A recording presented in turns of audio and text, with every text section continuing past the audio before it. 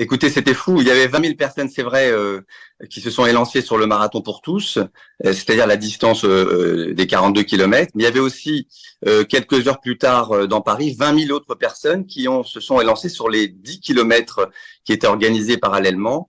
Donc, on était 40 000, peut-être 42 000, du coup, la distance marathon dans les rues de Paris et jusqu'à Versailles.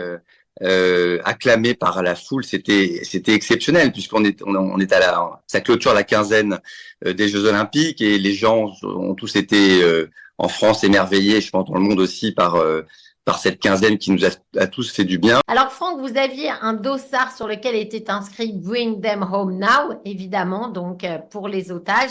Et vous aviez déjà participé à plusieurs courses de courir pour les otages.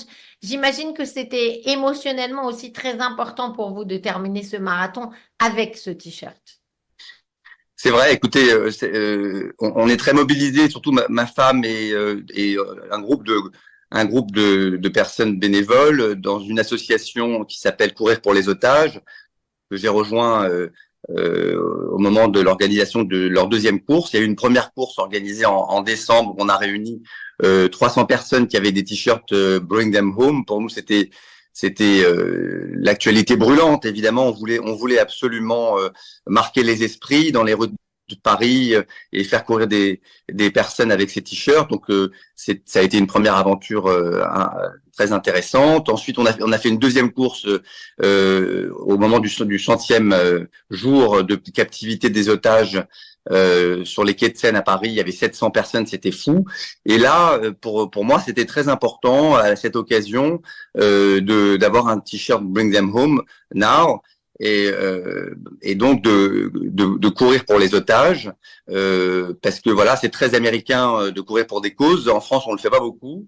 Mais en réalité, ça donne une dimension complètement différente. Et c'est vrai que ça m'a beaucoup aidé pendant la course. D'abord, je voulais que le message soit vu, et je pense qu'il a été vu par des centaines de personnes. Au moment où moi je courais sur le marathon, il y avait Jordana Usan qui était à l'initiative au départ de courir pour les otages, qui était sur les 10 kilomètres des Jeux Olympiques avec le t-shirt Bring Them Home. Il y avait d'autres personnes qui avaient le même t-shirt. Moi, j'avais fait floquer le mien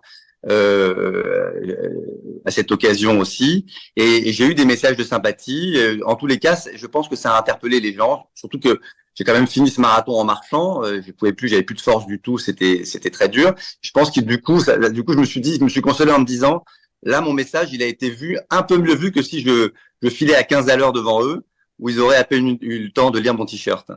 Ouais. Alors, vous faites partie d'une autre association qui s'appelle Agir Ensemble, Franck Raduzanski. Dites-nous un peu quelles sont les initiatives que vous avez prises avec cette association depuis le 7 octobre. Voilà, Agir Ensemble, c'est un collectif qui a pour objectif de réveiller la majorité silencieuse, de la mobiliser, de mobiliser la société civile autour de la défense des valeurs de la République et de la défense des démocraties menacées par l'islamisme radical, au premier rang desquels évidemment Israël, mais aussi la France. Et notre objectif, c'est d'éduquer et de mobiliser, d'informer. Et donc, on est présent sur tous les réseaux sociaux et on organise surtout des grands événements où on réunit des milliers de personnes.